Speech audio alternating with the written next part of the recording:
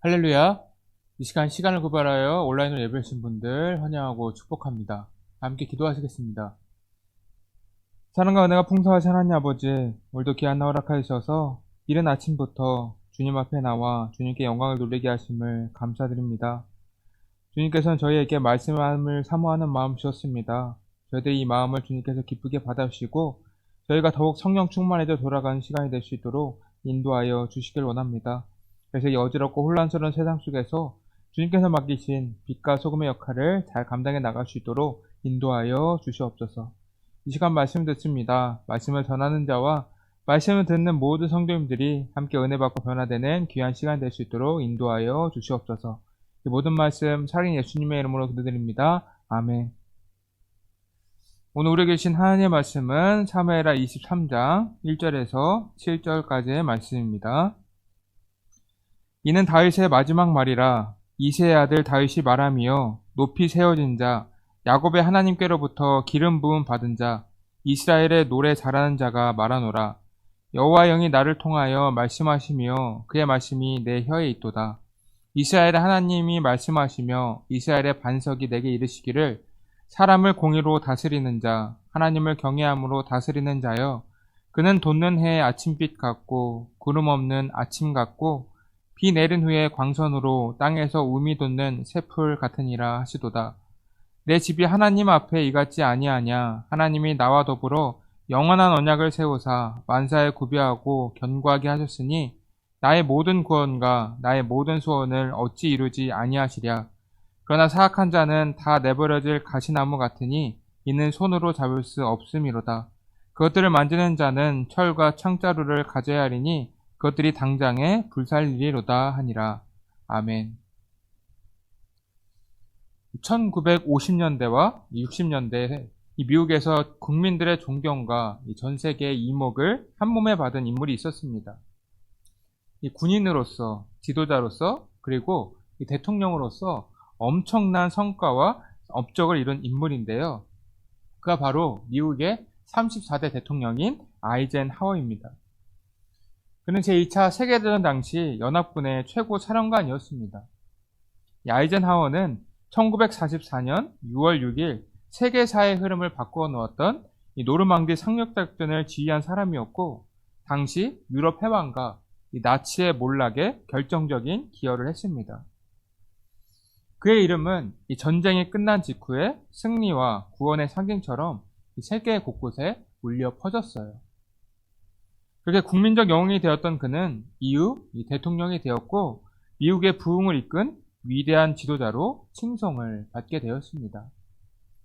근데 아이젠하워는 말년의 병상에서 아들에게 이러한 고백을 남겼다고 합니다.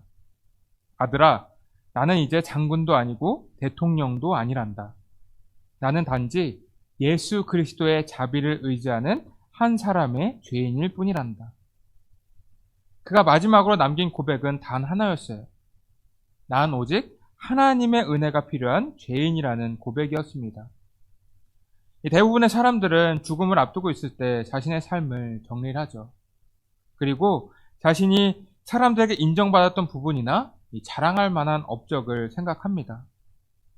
그러나 아이젠하워는 자신이 이룬 모든 것을 뒤로하고 가장 본질적인 정체성을 고백했어요. 나는 하나님의 은혜 없이는 살 수 없는 죄인입니다. 이러한 고백이 바로 우리의 고백이 되어야 합니다. 우리의 삶을 돌아보면서 우리가 해낸 업적들을 자랑하고 인정받으려고 발버둥 치는 것이 아니라 하나님의 은혜에 감사하고 영광을 돌리는 삶을 살아야 한다는 말이에요. 그것이 온전한 믿음의 삶인 것입니다.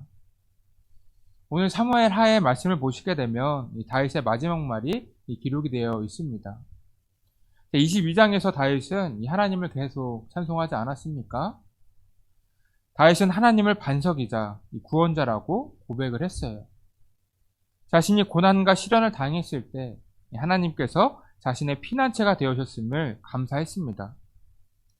근데 이러한 감사와 찬양의 고백이 23장에까지 이어지고 있습니다. 자, 1절을 보시게 되면 이렇게 기록되어 있습니다. 이는 다윗의 마지막 말이라. 이새의 아들 다윗이 말하며 높이 세워진 자, 야곱의 하나님께로부터 기름 부음 받은 자, 이스라엘의 노래 잘하는 자가 말하노라. 여기서 다윗은 자신을 이새의 아들이라고 지칭하고 있습니다. 여러분, 이 이새의 아들이라는 것은 이 다윗의 대적들이 다윗을 비하할 때 쓰던 말이었어요. 사울이 다윗을 보고 이새의 아들이라고 말했고, 이 세바가 다윗을 욕할 때 이새의 아들이라고 말했습니다. 즉, 이 다윗을 깎아내릴 때 쓰는 표현이었다는 말이에요. 여러분, 이새는 유명한 사람이 아니지 않습니까? 이 고대 사회에는 누구의 아들인 것이 굉장히 중요한 사회였습니다. 이 사울의 아들 요나단이라고 하면 요나단은 왕의 아들이다. 이렇게 생각할 수가 있잖아요. 그것처럼 누구의 아들이냐라는 것은 신분을 나타내는 중요한 요소였어요. 그런데 이새의 아들은 평범한 사람 아닙니까? 이새의 아들이라고 하면 아무도 그가 누군지 알 수 없어요. 다윗이 유명해지기 전까지는 그 이름을 아는 사람이 없었다는 말입니다. 즉 사람들이 그 이름을 들었을 때 보잘것없고 아무것도 아닌 사람이었다는 것입니다. 근데 다윗은 굳이 자신을 표현할 때 이새의 아들이라고 표현을 하고 있어요.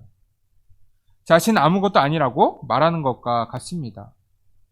여러분, 지금 다윗은 온 이스라엘의 왕이지 않습니까? 그렇다고 하면 좋은 표현을 써도 되는 거잖아요. 예를 들어서 본인을 좋게 표현하자고 했으면 하나님의 기름 부음을 받은 나 다윗은, 이스라엘의 왕 나 다윗은, 이런 식으로 표현하는 게 정상적인 표현 아닙니까?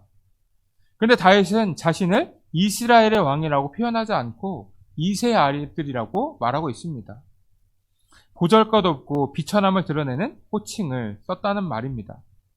즉 자신은 자신을 자랑하려고 하지 않고 오직 거룩하신 하나님의 영광만을 나타내려고 했다는 것을 알 수가 있어요. 이 사람들에게 알려지지도 않았던 보잘것없던 목동이었던 자신을 하나님께서 인도하여 주셔서 이스라엘 왕으로 만들어 주신 것에 대해서 감사와 찬송을 드리는 것입니다. 이어서 보시면 다윗은 자신을 야곱의 하나님으로부터 기름 부음을 받은 자라고 말하고 있습니다. 여러분, 이 야곱은 어떠한 사람입니까? 에서와 쌍둥이였던 사람이에요. 그런데 이 야곱은 장자로는 태어나지 못했습니다. 이 고대 사회에서는 장자로 태어난 것과 장자로 태어나지 못한 것은 엄청난 차이가 있어요. 이 전부를 가지거나 가지지 못하느냐의 차이였다는 것입니다. 즉, 이 야곱은 장자가 아니었기 때문에 아무것도 소유할 수 없는 보잘것없는 사람이었던 것입니다. 그러나 하나님께서는 그를 어떻게 만드셨습니까? 이삭이 받았던 축복을 그대로 받게 만드셨어요. 그는 야복강에서 하나님과 씨름을 하였죠. 그때 야곱은 자신을 축복하지 않으면 결코 보내지 않는다고 하면서 이 하나님과 씨름을 하게 됩니다. 그리고 하나님께 이스라엘이라는 이름을 받게 되었어요. 이 이스라엘이라는 뜻은 그가 하나님과 겨루어서 이겼다라는 뜻입니다. 여러분, 그런데 사람이 하나님을 이길 수가 있습니까? 이 불가능한 일이에요. 그럼에도 그가 하나님을 이기고 이스라엘이라는 이름을 얻을 수 있었던 이유는 하나님께서 져주셨기 때문입니다. 하나님께서는 야곱을 너무나도 사랑하셨기 때문에 그에게 져주시고 축복을 내려주셨던 거예요. 그래서 야곱의 가족은 이 훗날 큰 민족 이스라엘이 되었습니다. 이 야곱은 장자가 아니었고 욕심 많고 약삭빠른 인물이었습니다. 하지만 하나님께서는 그를 언약의 통로로 삼으셨어요. 이 다윗 역시 그의 계보를 이었기에 자신의 정체성을 야곱의 하나님으로부터 기름 부음을 받은 자라고 표현한 것입니다. 자, 이어서 보게 되면 다윗은 이스라엘의 노래를 잘하는 자라고 말합니다. 실제로 다윗은 양치는 시절부터 악기를 굉장히 잘 다루는 연주가였어요. 그래서 사울 왕궁에서 수금을 연주하는 연주자로 활동을 했습니다. 그러나 여기서 노래는 이 세속적인 음악을 말하는 것이 아닙니다. 이 하나님을 향한 찬송을 의미하는 거예요. 그렇게 그는 자신을 낮추고 하나님께 영광을 돌리는 것으로 신앙 고백을 하였다는 말입니다. 2절입니다. 여호와의 영이 나를 통하여 말씀하시며 그의 말씀이 내 혀에 있도다. 이렇게 기록되어 있습니다. 여기서 여호와의 영이라는 말이 등장을 하는데요. 성령님께서 다윗 안에서 말씀을 하셨다는 것을 의미하는 것입니다. 즉 다윗이 감사와 찬송을 하나님 앞에 드리는 것은 사적인 감정에 의해서가 아니에요. 하나님의 영, 즉 성령의 감동을 통해 하나님께 영광을 돌렸다는 것을 의미하는 것입니다. 그만큼 다윗은 하나님의 말씀 중심의 삶을 살려고 하였고 하나님의 말씀을 사랑했던 것입니다. 3, 4절입니다. 이스라엘에 하나님이 말씀하시며 이스라엘의 반석이 내게 이르시기를 사람을 공의로 다스리는 자 하나님을 경외함으로 다스리는 자여 그는 돋는 해의 아침빛 같고 구름 없는 아침 같고 비 내린 후에 광선으로 땅에서 우미 돋는 새풀 같으니라 하시도다. 이렇게 기록되어 있습니다. 여러분, 하나님께서 이스라엘의 왕인 다윗에게 요구하신 통치 원칙은 두 가지예요. 공의와 이 경외입니다. 이 공의란 백성을 바르게 정직하게 다스리는 이 정의로운 통치를 말하는 것이고, 이 경외는 하나님을 경외하며 하나님의 뜻에 순종하는 이 통치를 말합니다. 즉 하나님께서 다윗에게 내리신 사명은 바로 이스라엘을 공의롭게 그리고 하나님을 경외하는 통치를 말씀하셨다는 것입니다. 그런데 이러한 일은 단순히 다윗에게 할 일 알려주신 것만이 아니에요. 궁극적으로는 메시아, 즉 예수 그리스도의 통치를 예표하는 중요한 요소입니다. 예수님께서 이 땅에 오셔서 보여주신 모습이 무엇입니까? 하나님의 정의와 공의를 세우고 하나님을 늘 경외하는 모습을 보여주셨습니다. 즉 다윗은 훗날 예수님께서 하실 일을 일시적으로 보여주는 역할을 하는 거예요. 4절을 보시면 그는 돋는 해의 아침빛 같고 라고 되어 있지 않습니까? 여기서 묘사되는 통치자는 회복의 빛을 비추는 사람을 의미합니다. 이 어둠을 물리치고 세상을 밝히는 빛, 그리고 평안과 안정을 주시는 분이 바로 그리스도이신 예수님이라는 것입니다. 이 모든 이미지가 바로 예수님을 예표하고 있는 거예요. 즉 하나님께서는 다윗에게 예수님께서 하실 일을 미리 말씀하신 것입니다. 이것이 우리에게 주는 메시지는 무엇일까요? 우리의 삶도 예수님을 닮아가야 하는 것임을 알 수가 있습니다. 예수님의 성품을 닮고 예수님께서 하신 사역들을 해나가면서 세상의 빛과 소금된 역할을 하는 것, 그것이 주님의 자녀로서의 삶이라는 것입니다. 그렇게 다윗은 하나님께서 자신에게 말씀하신 대로 겸손하게 이스라엘을 다스리려고 했습니다.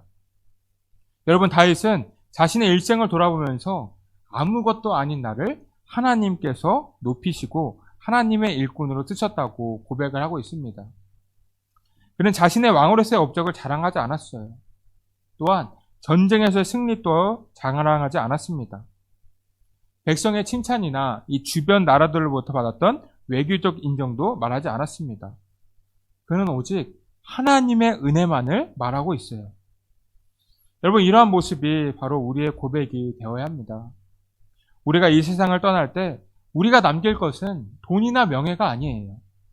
나의 삶은 주님의 은혜뿐이었습니다 라고 하는 고백 하나면 충분한 것입니다. 여러분, 다윗은 노년의 끝자락에서 하나님께서 베푸신 은혜를 찬송하면서 자신의 삶을 통해 하나님께서 어떻게 일하셨는지 계속해서 고백하고 있습니다. 이 고백은 단순한 회상이 아니에요. 한 사람의 깊은 회개와 감사, 그리고 믿음의 고백이 녹아있는 말입니다. 분명 다윗의 삶에도 넘어짐이 있었어요. 그는 밧세바와 간음을 하였고 우리아를 죽였습니다. 또한 아들 압살롬의 반역을 하는 등 인생에서 죄로 인해 실패를 맛볼 때가 많이 있었어요.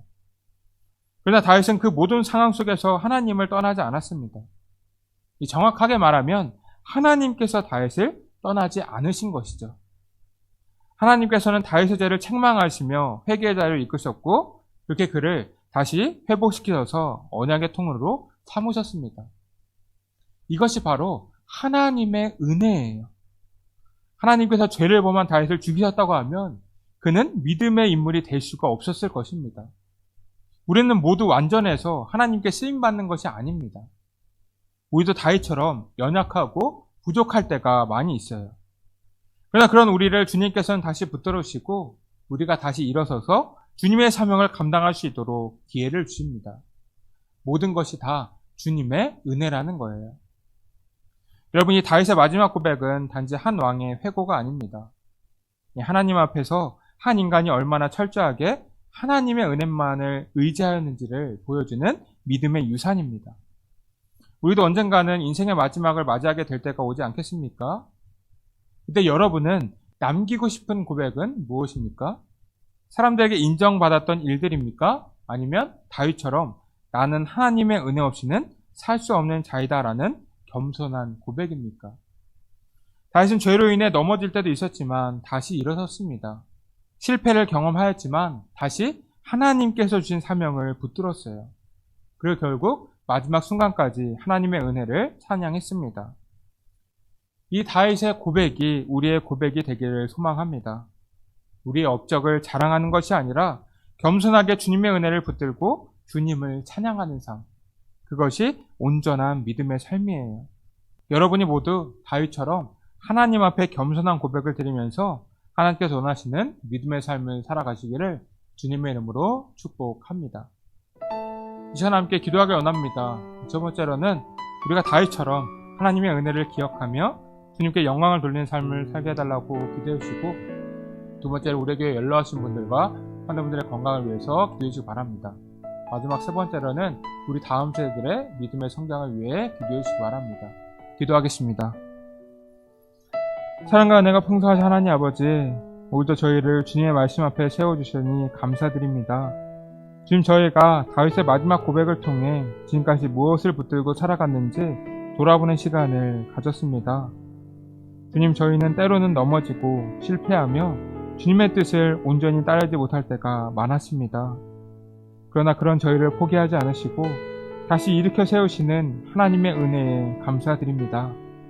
다윗이 나는 이새의 아들입니다 라고 고백했던 것처럼 저희도 스스로를 자랑하기보다 하나님의 은혜를 증거하며 살아가게 하여 주시길 원합니다. 저희가 삶 속에서 다윗처럼 주님을 경외하게 하시고 예수님의 성품을 본받아 세상의 빛과 소금된 역할들을 잘 감당해 나갈 수 있도록 성령님께서 붙들어 주시옵소서. 오늘도 주님 안에서 평안한 하루가 될 수 있도록 주님께서 동행하여 주시옵소서. 이 모든 말씀 사랑의 예수님의 이름으로 기도드립니다. 아멘.